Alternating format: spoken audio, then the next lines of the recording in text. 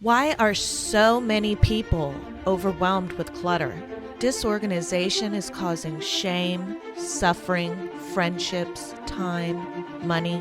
People just like you wondering where and how to create an organized lifestyle. This podcast offers expert tips and solutions for your clutter obstacles. My name is Rachel Seavey, and this is the Hoardganize podcast.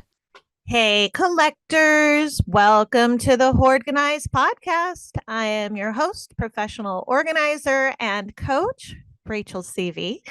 And this podcast is not, the most fun podcast. It's all about how your stuff, your precious belongings that you have around you, your stuff is probably going to outlive you. So, this podcast is in alignment with our recent conversations about getting rid of stuff before we die. In fact, next week, I'm interviewing an estate planner who's going to share how to cover your expenses and make sure your loved ones are provided for after death. So, why is this topic so important to me? Collectors, life is absolutely sacred and precious. You could literally die tomorrow. And I know we don't like to think about it. It's scary. I understand. But you could literally die tomorrow in a car accident or some fluke kind of event. Okay. And it's really important for you to have your affairs in order and not leave your loved ones picking up the pieces, digging through your stuff. I mean, I see it weekly. It's a thing. People are not prepared. And I understand it's scary to face your own death. It's scary to think about not being here any longer, but you've got to make sure that you're prepared, okay? Your stuff is probably going to outlive you. We decompose. There's zero doubt about that. But what about our stuff? Now, every material decomposes at a different rate. Natural materials like wood and cotton, they biodegrade in mere years, but you've got metals like aluminum or steel that can last centuries. Centuries, collectors, and plastic, as the petroleum-based products, I mean, they could take hundreds or even thousands of years to decompose, depending on the type. So simpler items with fewer components generally decompose faster. A cotton t-shirt is going to break down quicker than a pair of, rubber shoes or leather shoes with a rubber sole or polyester dress.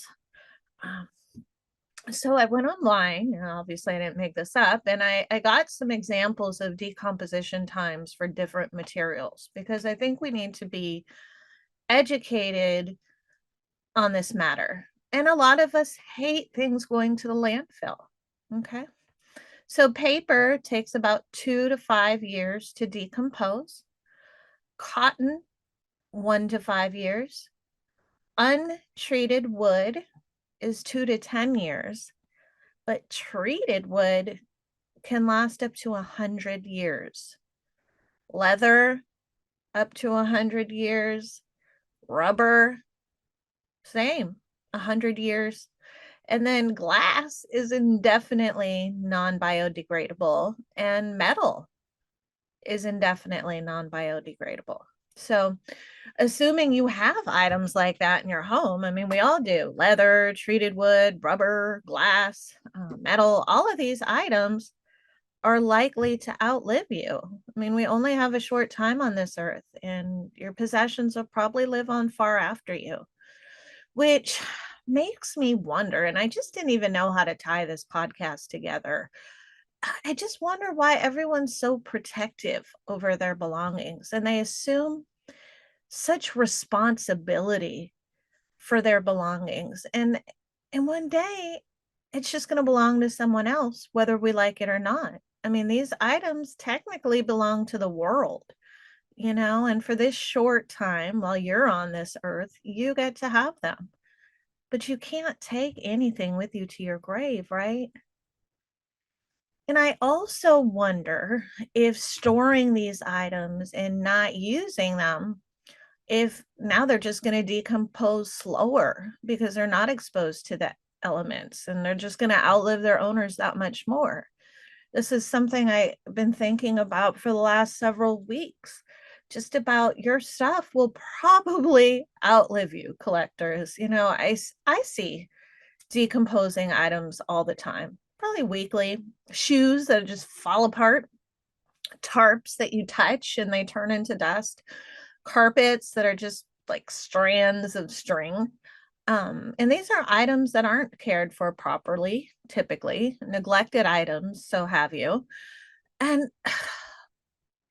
so I'm going to point something out. I mean, it took a manufacturer, right, and a distributor in a store, and you driving there and buying it, and then you never use it. It's just basically decomposing slowly. And what about all of those plastics that are loaded with petroleum, just outlasting generations? What's the solution?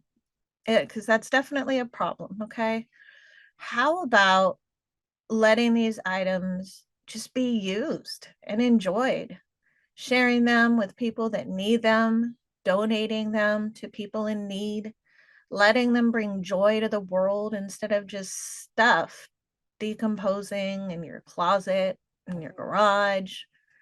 I mean, when you die, collectors, your stuff is either going to go to the landfill or be donated. That's pretty much how it goes. Okay. You're not going to get to keep it.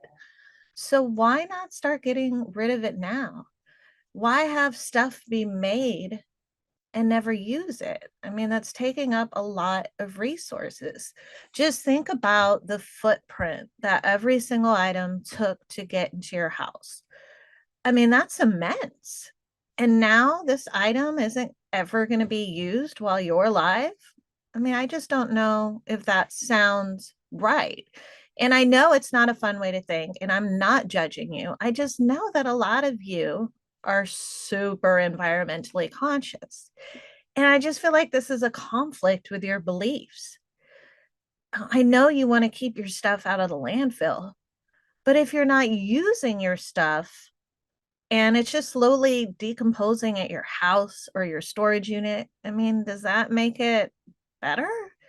And there's so many people out there in the world that need items that you have, and you have everything under the sun. I know you do. And it's basically just slowly rotting away. I mean, it took labor, fuel, resources to just create this item. And you get it into your hands and never use it. It doesn't align with your beliefs. It sounds wasteful. And like I said, I'm not here to judge. I'm just trying to convey different views of the situation that you are currently in. And these might not be things that you've ever thought about, but most likely these are probably things that you have not wanted to think about. I love you, collectors, and I really want you to succeed. And if that means that I have to be a little less filtered, so be it. I'd like to know what you think about this specific podcast. What feelings and emotions came up for you? Let me know at hoardganize@gmail.com. Until next time, collectors, and remember, happiness is a place between too little and too much. Thank you for listening to the Hoardganize podcast. Please make sure you're subscribed and join our Hoardganize podcast Facebook page and get additional tips and challenges.